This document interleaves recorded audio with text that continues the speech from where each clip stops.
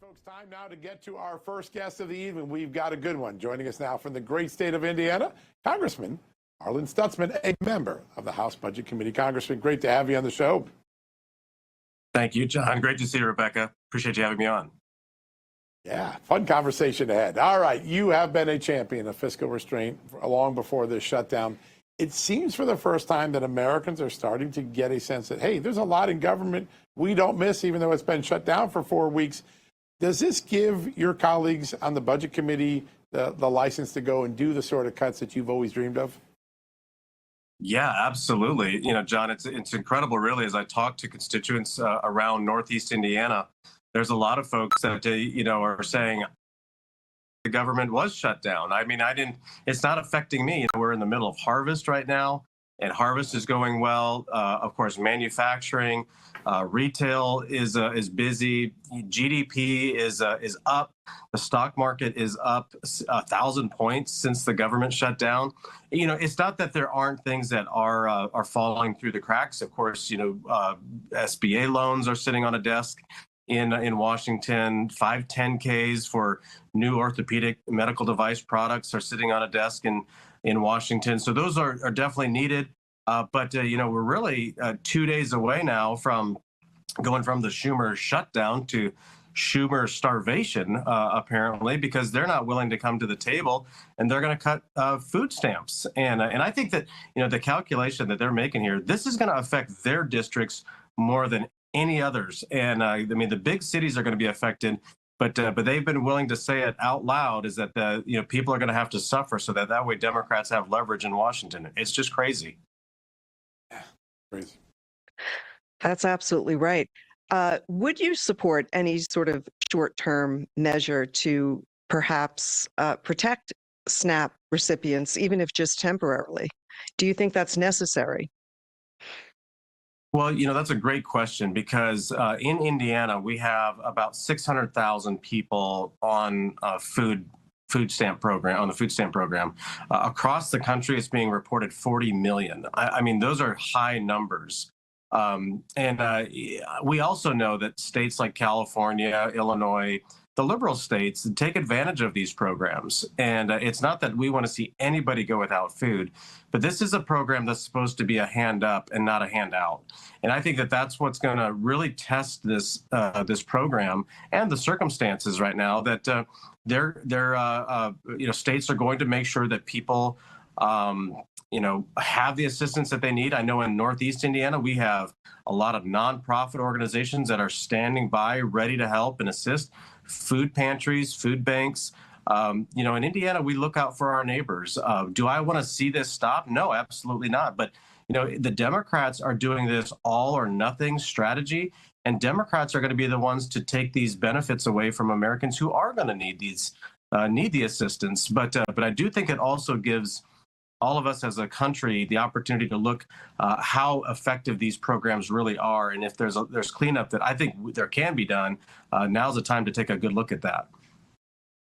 Sir, I'm sure you've been looking at things. Do you have a couple favorite programs where you think savings are? I know Lee Zeldin at EPA saved tens of billions of dollars, been cutting the regulations. You got some other places you think we can make some progress? Absolutely. There's a lot of programs right now in agriculture, which that's the background that I come from. When you start subsidizing certain parts of an industry, it's like you push in on a balloon and it's just going to pop out somewhere else. And right now, there is a shortage of beef in the United States. Well, we keep subsidizing corn, soybeans, and we're trying to push all of these industries into the energy space when we could really be using our corn and soybeans for animal production. And of course, President Trump is in China and is helping on the export side, which that's huge for the American farmer. And but I think that this is a time for efficiencies. Of course, whether it's the healthcare space, I think that that's what's going to really need a major overhaul, because the healthcare providers and the insurance companies, they're the ones that are making money. And so to subsidize the premiums isn't going to fix the problem. It's only going to prolong it. And as we all know, and we need to look at this in the context of $37 trillion of debt. That is what we as Americans, need to focus on, because that will cause our economy problems much faster than if government doesn't spend money. So I think that's always the context I look at things is $37 trillion of debt. We've got to cut spending. And so whether it's USDA, whether it's, of course, the programs that come through our Medicaid and other the programs, it's the abuse and the fraud that continues to take advantage of these programs that weren't intended for that. As I said earlier, it's a hand up, not a handout.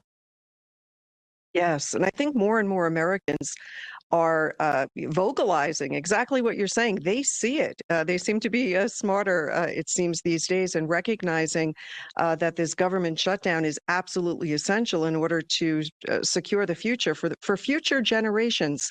I want to ask you, who do you think is really winning on the messaging war? I think it's important that we get the truth out and we deliver transparency to the American people. How do you see this really playing out in terms of average daily Americans? Go ahead. I mean, I hear from my folks in the district that that we need to stand our ground, that we have done what we were responsible for. We passed a clean CR, which is an extension of the current budget numbers to keep the government open. I really believe that people are starting to see through the politics that the Democrats are playing. This next week is going to be a critical week because Senate staffers are going to be the first ones not to get paid. And I tell you, there's going to be some conversations between senior staff over on the Senate side with their Democrat senators and say, look, I got to pay rent this week. I got to pay my mortgage this week. So it's going to start hitting really close to home on the Hill here soon. And I also think that with the elections in Virginia and New Jersey, that's another mark that the Democrats were looking at because they're just trying to put a stop to President Trump's momentum somehow. It reminds me of a basketball game in Indiana when one team is scoring points, the other team that's losing calls a timeout to try to stop the momentum. And that's what this feels like. And so I think the Democrats are losing because the American people, they're feeling like the economy's picking up. They feel like, gas prices are down, interest rates are coming down. President Trump is creating world peace around the world. And so I think that as that continues to be the message that people really know, they're going to blame Democrats on this. Yeah, and also the president giving us trillions of dollars of new foreign investment, which is going to come into that treasury at some point. It's going to be another potential economic growth engine. Congressman, as always, it's a great honor to have you on. The people of Indiana are very lucky to have you. Thanks for joining us today. Thank you. Great to be with you both.